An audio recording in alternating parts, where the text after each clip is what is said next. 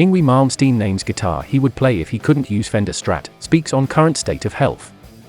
Yngwie is promoting a new album titled Parabellum. When asked, if the Stratocaster disappeared from the world, what guitar would you play instead, Malmsteen replied, "Probably a Flying V. I got a couple of Flying VS, I like them. They are cool and everything, but this, Strat, is such a perfect machine, everything on this thing is perfect. Is it better to practice with a clean tone or a distortion? That's an extremely good question, and here's the fact of the matter: if your end intention is to have a sound like this sound here I'm using now, for instance, it's extremely gain why, it's a lot of gain on it. So if you learn how to play without an amp, and then utilize this sound, it runs the risk of becoming a little muddy. So you have to practice actually playing with the gain that you are going to use. So in other words, you're practicing on an acoustic guitar for something you've got to apply to full-out electric guitar, rock and roll style, it's gonna be counterproductive. So whatever sound you intend to use, do you want to use this clean sound? Work with that. If you want to use more of a dirty sound, stay with that. Because it is different, it is a very different thing with the legato and so on. Are you healthy? Is everything okay? I'm very healthy, thank you very much. And I hope everybody else is doing well as well. I think you should always be very grateful for what you have, and I think gratitude is a key to happiness, and if you're happy, you're usually healthy. It all goes together. You have to look after yourself, don't drink and do stupid things. That's a good start. But whatever makes you happy, happiness is the most important thing. Any reason to use 842 strings specifically? Yes, there is. If you guys don't know this already, I have been doing this for 50 years, I've been doing this for half a century, the whole combination with the old Marshalls, the scallops, and everything. It's a combination of trial and error, and trying to get to what you hear something, you hear a sound. When you bend from C sharp to E, I could do that with a 10, I could do it with an 11.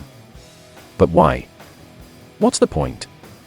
They don't sound better, they don't sustain more. However, on these strings, if you have a lighter bass string and you hit it hard like that, especially with these extremely heavy picks, they get almost like this. So if you take a normal 9 or 8 set, they are actually gauged wrong because the tension of the high E and B and G, and so on, if you do the different tension they are not the same. The way I put this together is that basically, each string has very similar tension because for that note that it's tuned to, they have to have that gauge. The higher the gauge, the higher the tension for the pitch. But if you want to have something that feels equal all around, this is what I came up with. But it didn't happen overnight, it was a long process, like everything else. Is your picking technique natural, or did you think about it a lot when learning and practicing for speed? I never thought about it ever. And I remember vividly what I heard in my head when I heard Paganini do an arpeggio and stuff like this. I heard something in my head that wasn't from someone else, I just heard it and I wanted to play it. Whatever it took for me to get that sound, I adjusted my hands to that. I didn't think about, oh, should I hold like this?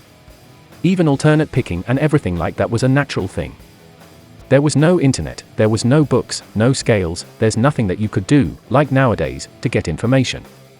And it's so funny because I remember like it was yesterday, I was in Japan in 1983, and they asked me, oh, how do you hold your pick?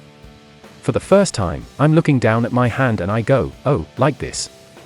I never thought about it. It's just whatever is necessary to get the sound I heard in my head, that's what I did. Same thing with everything else. So it's good to have pointers, it's good to have a given direction, it's good. For instance, if you learn to play classical violin or classical instruments, it's hundreds of years of technique that's brought down. You don't do it any other way, that's one way. With the electric guitar playing, it is so new. You could say Hank Marvin, Clapton, Hendrix, and then Page and all these people in the 60s, they never played the same, there was no set rule, and there were really no techniques per se.